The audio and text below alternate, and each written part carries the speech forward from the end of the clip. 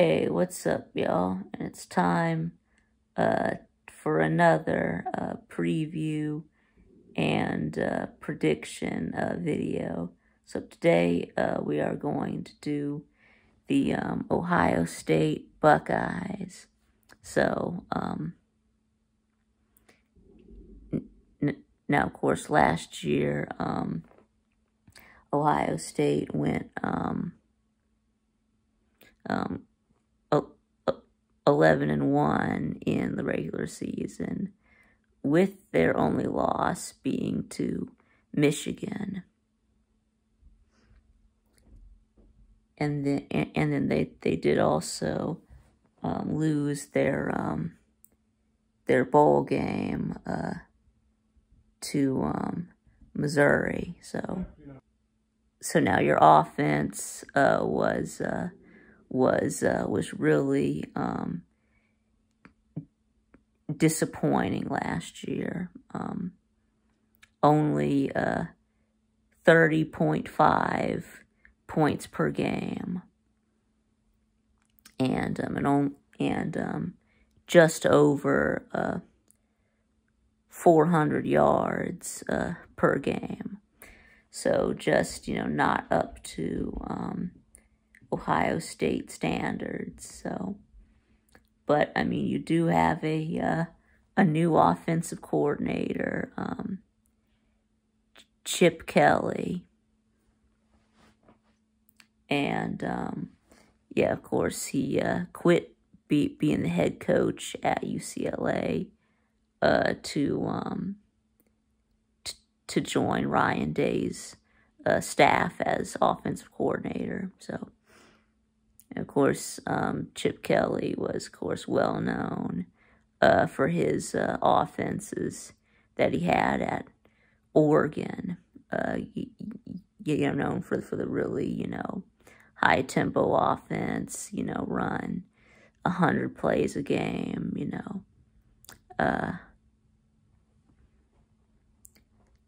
But anyway, so yeah, so maybe that will help. But anyway, and Kyle McCord, I know, got a lot of the blame for the offense. So yeah, so he did transfer away from Ohio State. He is now at Syracuse. Yes, I guess he ran away from you toxic fans. I guess he just couldn't, handle the pressure, I guess. There's a lot less pressure at Syracuse. So, but anyway, but you do bring in Will Howard from Kansas State now.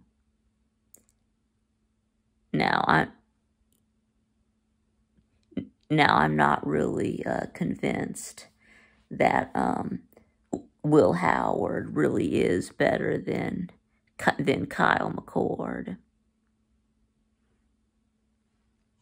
So yeah, comparing the two quarterbacks, McCord actually put up better passing numbers than Howard.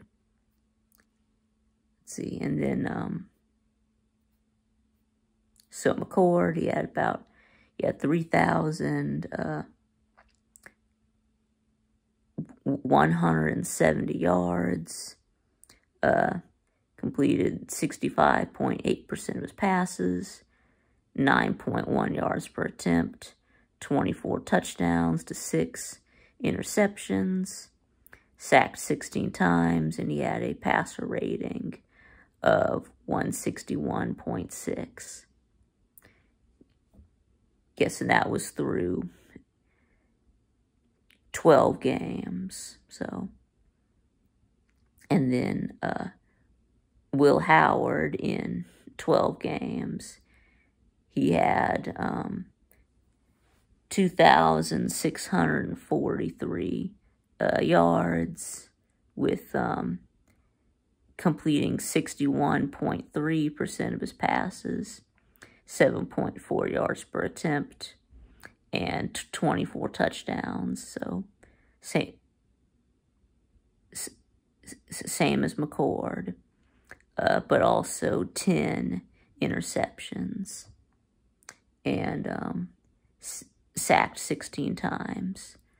Again, also the same as McCord. And he had a passer rating of 140.1. So, but I mean, I guess the thing that that Howard does have going for him over McCord is his mobility. He had about 300 and something rushing yards last year, whereas McCord rushing yards were in the negative. So,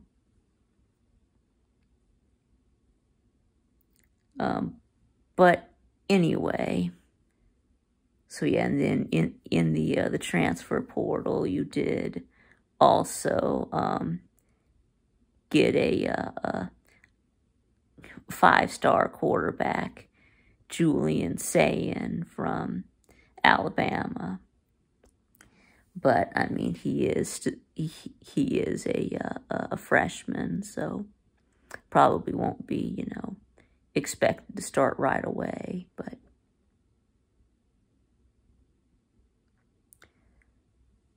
But anyway, and again, Julian Sayin did sign with Alabama in December, and then turned right back around and entered the transfer portal after Saban retired. So,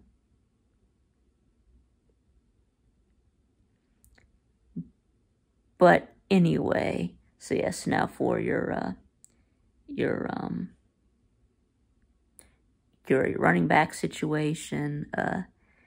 Yes, you did pick up Quinshon Judkins from Ole Miss. He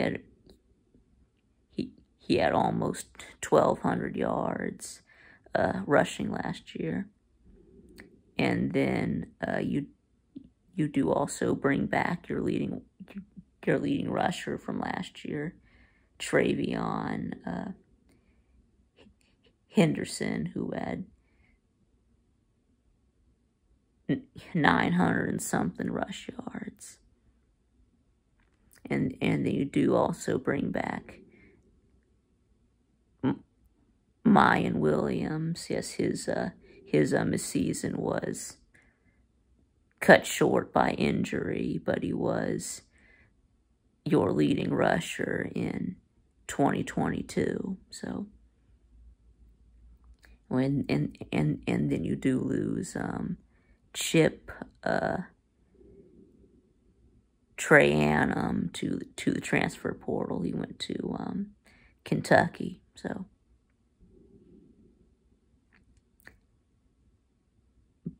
but anyway, so now taking a look at your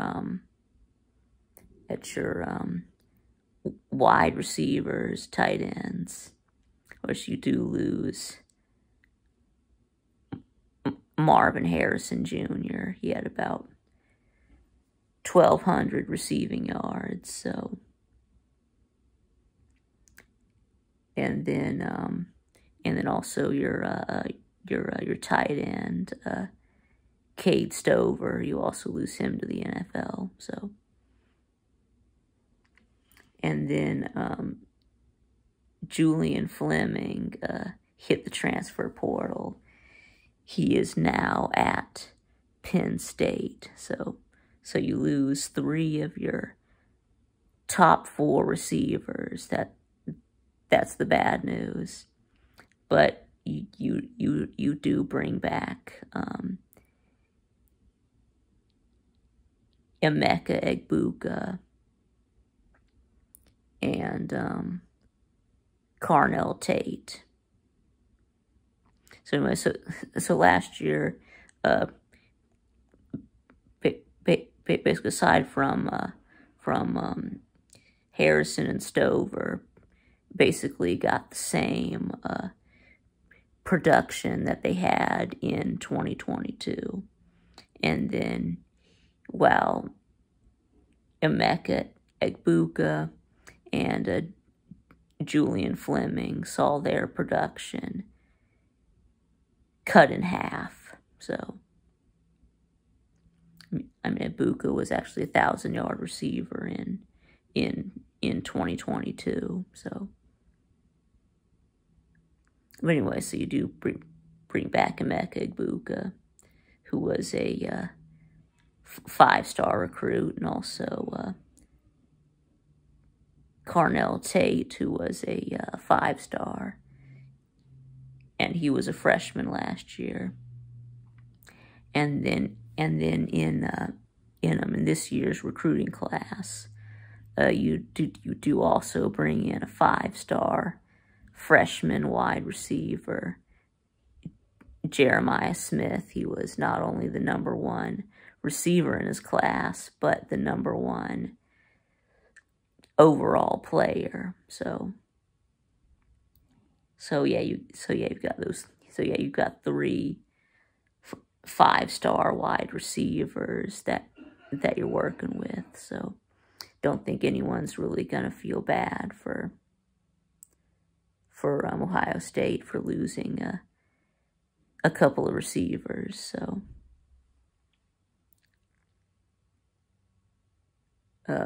but anyway, so now we're going to be taking a look at your defense. Now you do lose 3 starters.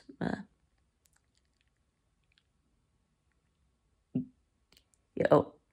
Wait. Before I move on to defense, I also wanted to mention, guess that you did get a tight end out of the transfer portal. Will Kakmerick, from Ohio, yes, to try to replace Cade Stover. So, but anyway, so now looking at the defense, yes, you do lose 3 starters. Guess including your linebackers, Steel Chambers and Tommy Eichenberg. Yes, they did have 163 tackles between the 2 of them.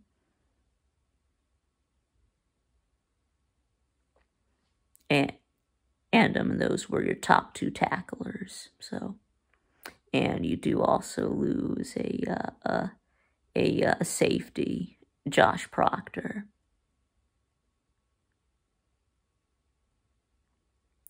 So yeah, but you do bring back, as we'll start with defensive line, you do bring back your both of your defensive ends, Jack Sawyer and JT Tuimoloau. So, and 6.5 sacks for Sawyer and 5 sacks for Tuimoloau. So, but anyway, and then also you do bring back your defensive tackles. Both of them, guess you do bring back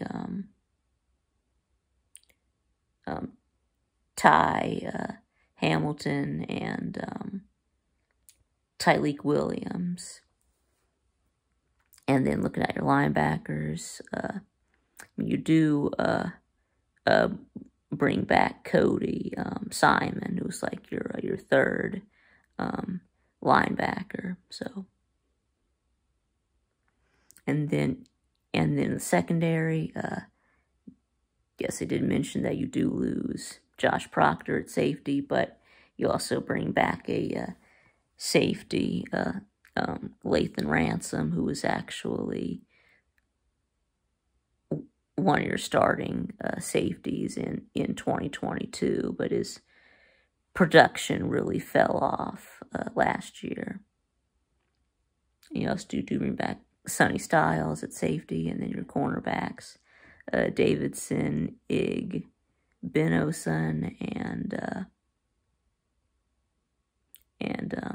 Jordan Hancock. So, but anyway, and then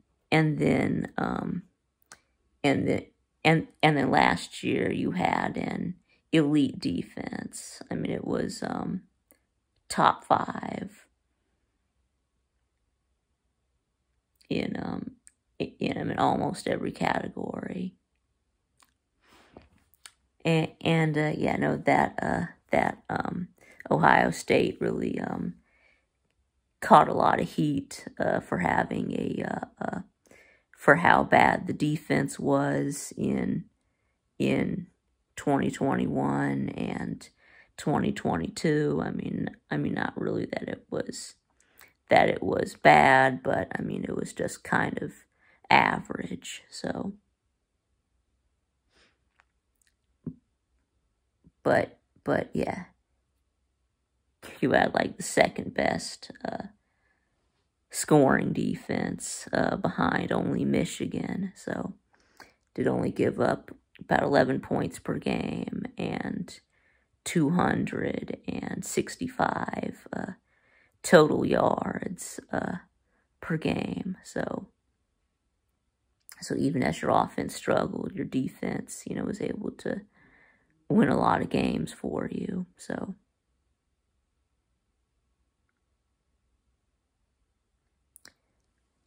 but anyway, but I mean, I don't really know how much your offense is going to be improved, but I mean, but I do think that they are going to be better, right? They got to be better, right? So, don't know if they'll be scoring 40, if they'll get back to scoring 40 points a game, but anyway, so now how about we go ahead and talk about your schedule. So here you go. So your first game, you start out with Akron, is one of the worst teams in all of FBS. So you will just absolutely obliterate them, and then next up you do have Western Michigan. Now they're better than Akron, but still you should just completely demolish them. And then that takes you into your first bye week. Come out of that, and you play Marshall again, just like Akron, Western Michigan. You should just completely annihilate Marshall. And then after that, so you play no one in your non-conference schedule, and then you do kickoff conference play. You do travel to Michigan State. Now, I mean Michigan State. Yeah, they're just in really bad shape right now. So, yes, even though yes they did get a new coach, Jonathan Smith from Oregon State, but I mean I still don't think they're going to be any good. So that's a win. And then next you do play Iowa. And now Iowa does have a good defense, but their offense is absolutely horrible. One of the the worst in the country. So, yeah, that's a win. And then coming up after that, here's a big game at Oregon.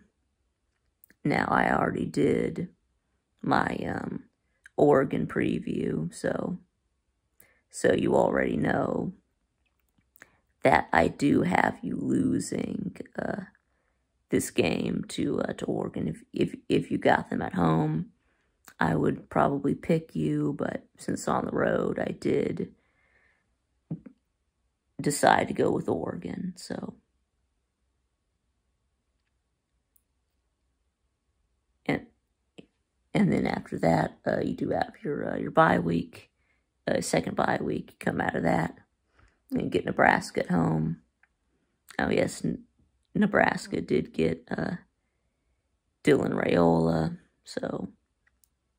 But so I do think that Nebraska will be much improved, but still not enough to beat you. And then coming up after that, you do play at Penn State, and yeah, I just can't pick Penn State to beat Ohio State until they actually do. James Franklin has just the one win against Ohio State from 2016. So yeah, I think you'll beat Penn State again for like the 8th time in a row. So and then after that, you do play come back home to play Purdue, and that's an easy win. Yeah, Purdue is terrible. And then after that, you do play at Northwestern, although it's not going to be in Northwestern Stadium. Instead, this game we played at Wrigley Field, home of the Chicago Cubs. So I mean, what are we doing playing a football game in a baseball stadium? But anyway, regardless of where it's played, this game could be played on the moon, and it didn't, and it wouldn't matter. You're beating Northwestern. And then after that, you do come back home for your last 2 games. You do play Indiana, and now Indiana did play you tough, last year, at least for a while anyway. But yeah, I think you'll beat Indiana. I don't think it'll be as close this time. So, and then you do finish things up with Michigan. And yes, you have lost to Michigan the last 3 years, but I think you're ready to take it back. I mean, Michigan just loses too much. losing, Harbaugh, losing, J.J. McCarthy and Blake Corum, etc. And of course, if you already saw my Michigan preview that I did with Nate, then you know that I have you beating Michigan. So anyway, so that does put you at 11-1 and 8-1 in the Big Ten. So yes, I do expect you to to at least make the playoffs and make the Big Ten championship. So, guess where you will get a rematch against Oregon. So, but anyway, so that's going to be it. So let me know what you think in the comments below. Give me your prediction for Ohio State. And thanks for watching, and I'll see y'all again next time.